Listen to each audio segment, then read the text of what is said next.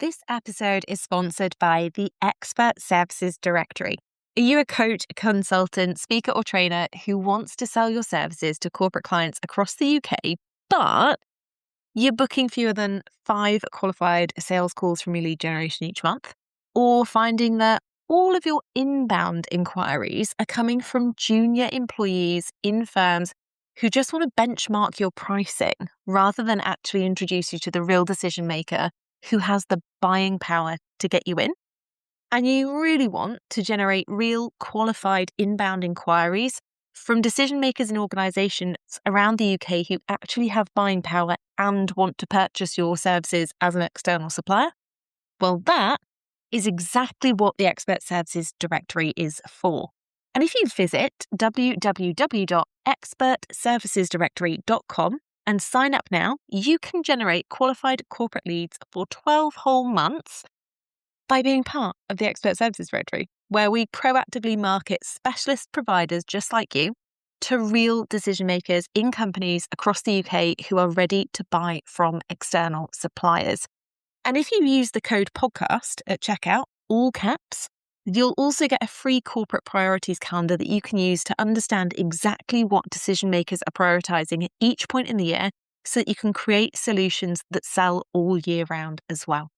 All you have to do is visit www.expertservicesdirectory.com and enter the code podcast, all in capital letters, at the checkout now. Right, let's get back to the episode. Welcome to the Selling to Corporate podcast, where we're going to be challenging your sales beliefs around selling to corporate organizations and help you increase your bottom line profits every single month. I am Jessica Lorimer, your sales expert and guide in this world of selling to corporate companies, skyrocketing your company sales and making the impact that you really want in the world. Now, don't forget, if you do enjoy the show today, please do head over to iTunes and leave us a review. But enjoy this episode, and I am really looking forward to sharing some epic sales wisdom with you.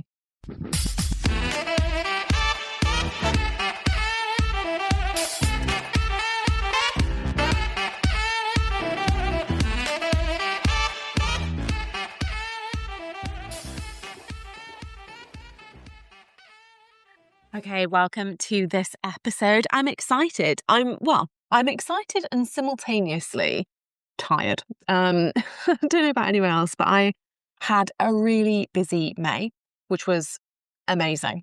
I, for me, left my house more than I ever thought I would. I went to some really exclusive networking opportunities in London, which were just glorious, and got to meet some really interesting people launching some really interesting products, which was really exciting. Got to go to the opening of a new rum brand, which was way too cool for me, if I'm honest. But there was this amazing girl who played an electric cello, which I was fascinated by. Side note, as a child, I actually played the cello. Yes, I was that nerd. Having an instrument that was basically bigger than me, but love it. I am absolutely obsessed. So when I went to this rum opening and saw that there was somebody playing the cello, I was just like, I wish I'd known about this when I was younger, because when I was being teased for it, I would have told people, well, don't you worry, because soon I'm going to be famous. Unfortunately, at that point in time, the most famous cellists were usually not opening rum bars and they weren't really hanging out with children either. So, I wouldn't have known about them even if they did. So I've been doing some exclusive networking events. I went to this opening of this rum bar. I met some really interesting people. I had this great chat, actually, because I've spent a lot of time on trains because I've been going down to London and doing some work with a couple of companies in Manchester and Leeds, which has been really awesome. And so I was on the train, and because I talked to everybody, I had a really, really interesting chat with a managing director of a mining company in Australia, which actually really interesting. We talked about geology. Again, a fun favourite topic of mine. I'm realising that this episode is not going to make me look cool in any shape or form, but it just goes to show that you can do business development, build relationships and rapport literally anywhere, including on the train after being given a free bottle of rosé. I don't know how that happened. I would like to say it was my natural sunny charm and personality. One of my friends actually said that maybe I had manifested it. I think it's more likely that I spend quite a lot of time on trains now. And by a lot of time, I mean a couple of times a month. I go on a train and I'm nice to people. So you never know. Top tip, try it out. But it's been really good. It's just also been really busy. And I've been celebrating some epic things to clients. Certainly with the entrepreneurs that I work with, like you, I've been seeing clients who've celebrated their best ever revenue months, which has been so exciting, especially when the media and everyone is saying that there's no money. Actually, I've got clients who are celebrating their best ever revenue months this year, which is really, really cool. And just goes to show that what they're doing, taking proven action, working on the right things rather than being a little bit like a headless chicken and doing everything, but not necessarily as well or as in depth as they could, is working. I've had clients who are winning corporate contracts from cold outreach, and we're talking significant corporate contracts, which is really great. I've had clients who have been implementing my follow-up strategies and my ongoing business development strategies like newsletters and doing those things correctly that have been booking sales calls and winning new business. And it's just been really good to celebrate that with them. You know, I think that we can get stuck in this rut, particularly as entrepreneurs, where we do work in isolation. And so we can feel like everything is hard and there aren't opportunities. And we can almost kid ourselves into there's no budget for anything. Nobody has any money to spend. Companies don't have budgets. And it's just not true. When you're surrounded by people who are doing it every day and who are doing it successfully and who are following proven strategies, you see the wins consistently. And it is one of the things that I've always been grateful for with my clients because we do have a culture of celebration.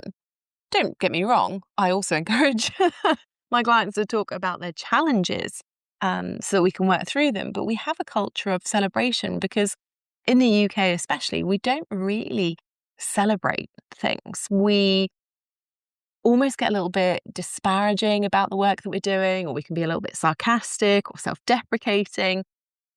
But one of the things that I really value in working with my clients is this culture of celebration that we build to look at what are the small steps that you're taking every day that are showing that you're taking the action that are going to lead to the big results.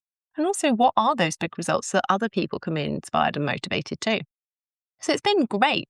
And on my side of things, because running a sales training consultancy, I'm always looking at data and working with organizations. I was really proud of the fact this month that one of the organizations I've been working with for about 5 months now, they are learning the lesson that the things that you do in 90 days, or the things you do now, make waves in 90 days. And so about 5 months ago, I started working with them. We started working on, interestingly, the pieces around account expansion, how they were working with existing clients and generating more business. And then about 3 months ago, we started working on lead generation and outreach.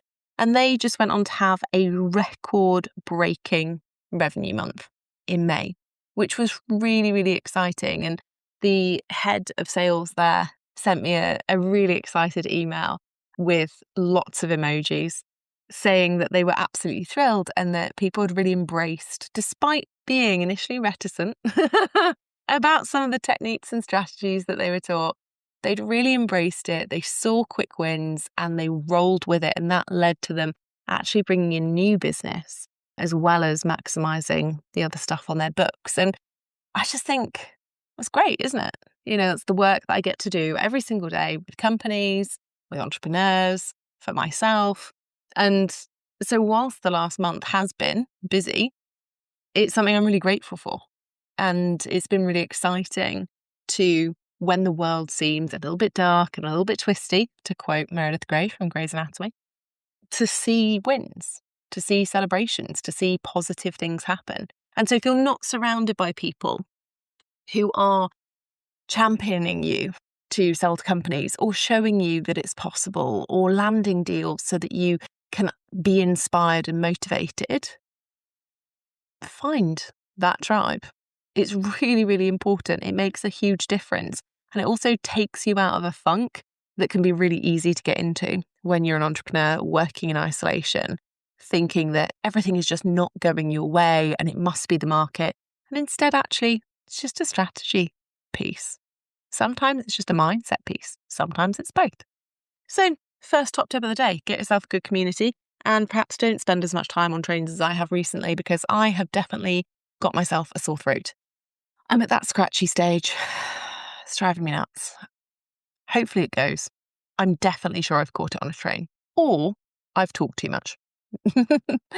It'll be one or the other. But today's episode is a really good one to just get you focused for the summer period, because it is coming up quicker than you imagine. And I say it every single year, but there are certain things that you want to be doing before the summer happens to make sure that you can actually take that time and headspace and relax. And there are also certain things that you need to be doing now if you want to set yourself up for a good September. Now, if you've listened to the podcast for a while, you will know that I've done multiple episodes on why September is the best time to sell to corporates.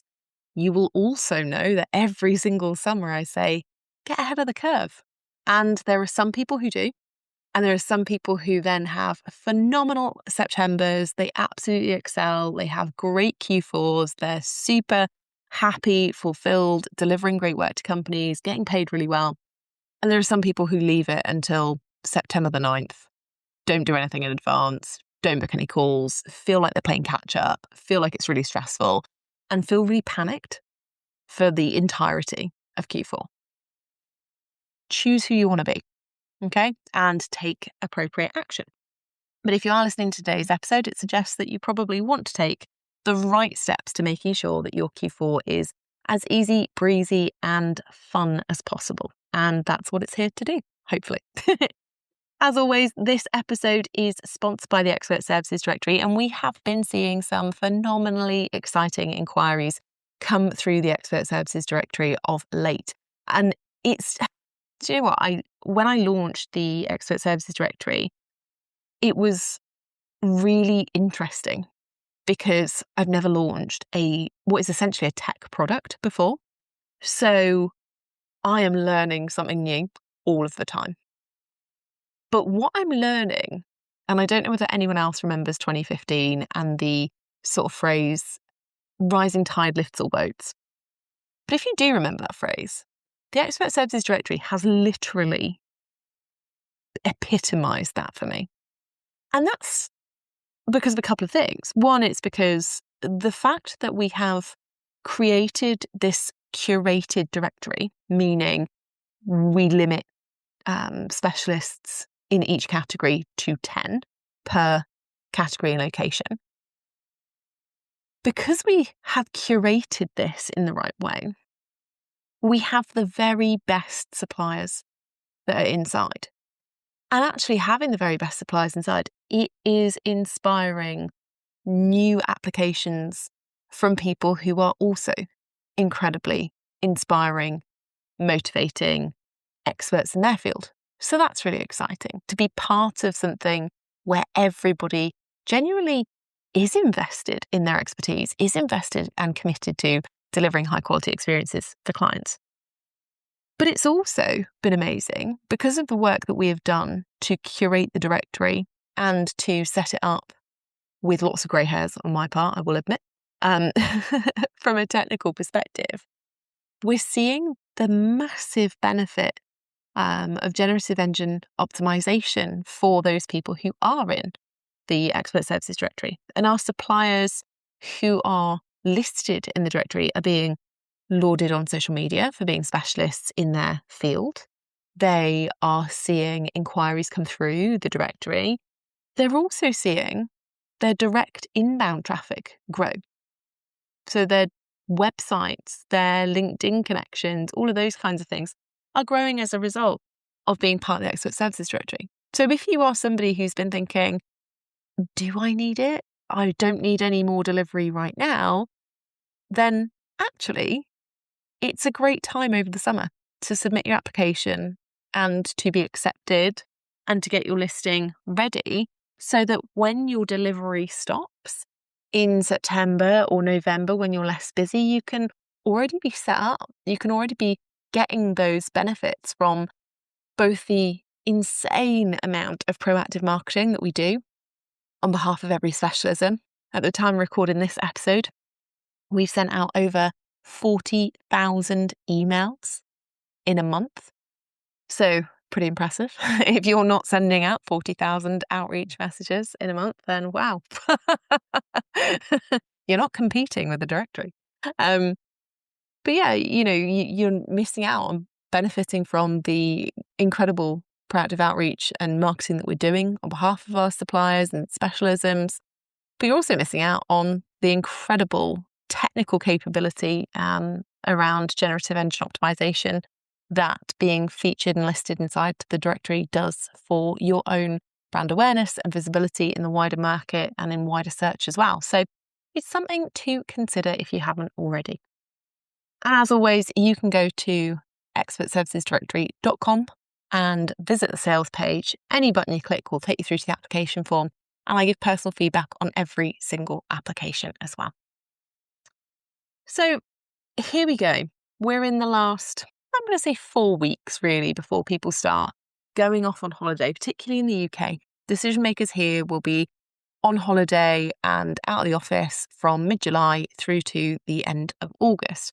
And that's not something to be particularly concerned about, in that it won't stop you making sales, but it will be more challenging for other things. So if you've already got deals that are planned to go through, it doesn't mean that they won't be signed. It doesn't mean that contracts won't go through. It doesn't mean that you won't arrange delivery for September. But what it does mean is that sales calls become harder to book over the summer because people are out of the office or with their families. They're not wanting to sit on calls with suppliers trying to sell them something, right? It means that your responses to newsletters, to outreach might be slower. You might see a huge rise in people having automated out of office replies. Again, it's all normal.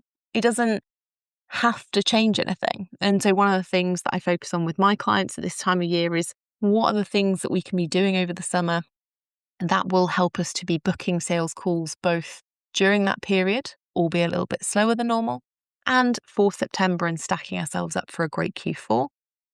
But also, what should we be expecting? How can we realistically manage our expectations? For example, I won't be doing a lot in August. And that's because none of my clients do training in August. It's because I will get all of my business development and things done before August. So I know that I'm already coming back to sales calls. I'm not stressing about revenue. And because Owen will be going away towards the end of this year for quite a few months with the army. So I want to be able to spend consistent time with him, with my family, enjoy that time, That's why we get into business, right? So if you are somebody who is heading towards the summer and thinking, well, actually, I do want to take time off with the kids, but I haven't really planned what's going to happen or how I'm going to be booking those sales calls and getting conversations in now and proposals in now that can close over the summer, or you haven't got an idea about how to prep yourself to set yourself up for a successful September, it's time to consider it. This is it. There is no more time to keep thinking about it. You have to sit down next week and do it. Your plan has to be executed. Otherwise, time just runs away. And before you know it, you're at the end of August thinking, oh my gosh, I've got to scrabble around and figure this out. I believe that there are 3 important things that you can do before the summer that will just make your life exponentially easier. So, of course, the advice that I'm giving to my clients, both corporate and on the entrepreneurial side, is the same as I'm giving to you right now. With them, obviously, I am having to go into the strategic elements of it and give templates and things, which would take me hours and hours to do on this podcast. So we always know that this comes with a caveat. Please make sure that you do the tasks to a high quality standard. You don't just go and plug them into AI and hope that that gives you something good. But it is important to know that this is the same advice that I'm giving to my entrepreneurial clients. It is the same advice I'm giving to my corporate clients, because this is what works to make sure that you set yourself up for an easy breezy summer for a spectacular September. The first thing that we have to focus on is proven outreach. Okay, now, what do I mean by that? What we have to look at this year is whether or not you have sales calls set up for between the release date of this episode, the 12th of June, and the middle of July. Okay, around the 21st, 22nd. If you do not have sales calls booked in yet, this is your last time to do proper, proven outreach if you want sales calls booked in before everyone starts hitting Center Parks and before it becomes really difficult to do through cold outreach and with new leads. Okay. And that's really important because it also means we have now exhausted the time to experiment with cold outreach, which means that if you've spent the first half of the year, and this is not judgmental, by the way, if you've spent the first half of the year giving email outreach a bit of a go, you've sent, 20 emails, or you've plugged in to an AI or LLM model, what do you think I should be writing for LinkedIn outreach? And it spat something out and you've sent those a few times and it hasn't worked. Now is not the time for more experiments. Now is the time to do proven outreach. And by proven outreach, I mean targeted, specific outreach that has clear metrics and that is already proven. So if you're somebody who's listening to this that's a client of mine and you've got access to the C-suite or the cold outreach conversion course or cold to closed, any of those options, and you're thinking, oh gosh, I haven't done actually a lot of outreach this year, or maybe I've forgotten or fallen off the wagon with it, now is the time to dig into those modules and get your outreach done. And that's because, particularly with email outreach and with the strategies that I use and that we've proven as a company, you are getting your responses within 4 weeks. So now is the final time. If you are not using a proven strategy, I couldn't give you advice on when your responses will come. So what I am saying to everybody here super clearly is you need to do proven outreach now. If what you've got hasn't been working, and by hasn't been working, we can define that as booking 5 or more sales calls per month, it needs changing and it needs a proven strategy now if you want to be booking sales calls before the end of that middle week in July. All right. If you're quite happy to sit back and wait and you're happy to be booking sales calls into September, that's totally fine. It still means that you need to do proven outreach starting now or by the very latest, the first week of July, so that you can be booking sales calls over the summer that will be taking place for you in September. If you don't, then you are going to hit September and feel like you're really scrabbling to make up the time and the deficit around your sales calls. And that's going to lead into having fewer proposals. It's going to lead into having potentially more delivery all at the same time that will be quite overwhelming, and it will lead to less revenue ultimately. Okay. So I can't stress enough how important proven outreach and doing it now is. Okay. And that will help you if you do proven outreach now. It will help you to book those sales calls both from June, July, but also booking them forward into early September as well. The second thing that I want all of my clients to do, and that I would urge you to do as well, is your revenue recap. What's come in this year? What has come in this year and what is left to come? And by that, I mean, what was the revenue target that you set yourself for this year? Where are you in relation to your sales goal? Now, this can be an awkward conversation to have with yourself. And I know that loads of people avoid this because they think that they've done worse than they usually have. And so I would urge you to have that conversation with yourself. Sit down, make it nice. Have a nice cup of coffee. I've actually just got used to using our coffee machine. So because Owen's going away, I've realised that I will actually have to fend for myself again, which is slightly terrifying. Also makes me feel like I've really lacked independence in the kitchen department for the last couple of years. But I've got into using my coffee machine and making iced lattes. Now, I will say that some of that was because I hadn't really figured out the how to make hot coffee in it. What I was actually doing was just making espresso and then pouring a ton of cold milk in, and hadn't factored in that it wouldn't work. Um, Luckily, when I mentioned this to Owen, he was like, "Just checking, you are putting hot milk in, right?" And I was like, So I've learned the frothing thing. But I would say, make this a positive experience for yourself. Sit down with your Xero account or your, Stripe account or Thrivecart or whatever it is that you use, with a nice coffee, dedicated time to actually look objectively at your numbers. What is it that you're still missing? Or actually you overperforming for where you are? Because this will really inform what you need to do in terms of sales activity, both across the summer and into September as well.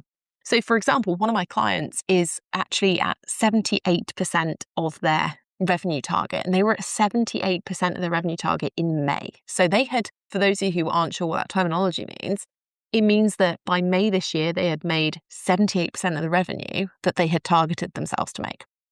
And they are a fabulous solo consultant. They do amazing work in the higher education sector. They are a genuinely awesome human being with a family. And so all of the work that having a decent personal life involves, but they were at 78%, which is fab. And which also means that either they can choose to stretch their sales goal, or it means that they can go, actually, I'm going to relax a little bit and, take summer, spend it with family, know that I've been doing enough with my sales pipeline, that I've got enough work that is left to come in. So I'm not worried about revenue. And that's lovely, right? That's a lovely headspace to be in.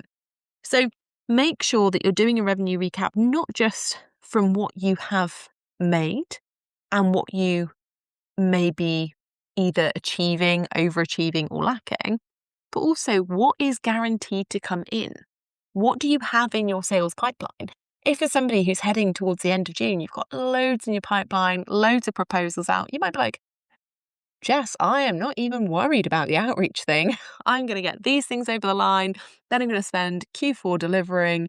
And, in Q4, I'll worry about building up my cold contacts and my pipeline, because I don't want to rely on chance going into 2027 for my sales pipeline. But you might have a couple of extra months where you're like, actually, you don't need to do any of that right now, because I'm going to focus on closing this, relaxing in the sunshine and rocking it out for delivery in Q4, So do make sure that you're not just looking at your numbers and going, oh gosh, got to beat myself up about this, but you're also looking at what is the pipeline that I've built. And again, if your pipeline is slim pickings, please do something about that. And that does mean if you don't have a pipeline, or you don't have proposals that you feel confident in, or that you think will close over the summer, that are going to leave you a gap, make sure you're going back to that cold outreach piece that we just talked about and booking in those sales calls, because otherwise it does take 90 days to see a cold contact convert into a corporate client. And so, and that's if you're running a proven process. If you're not, it might take you longer. So you don't want to miss out on those opportunities to control the variables, right? Then what I'd say is analyze your half-year sales process. And it's difficult because when you talk about 3 integral things that you need to do before the summer, people are like, well, tell me the activity I need to do. And realistically, for most people, it will be very different, because for most people, their sales processes will be very different. And so what I want you to do is spend time looking at your sales process and where things have actually gone better than expected and where things need work, because that's going to help you identify the areas and activities you need to focus on before the summer, rather than areas and activities that somebody else who's got, I don't know, a louder mouth on the internet, me, needs to focus on, right?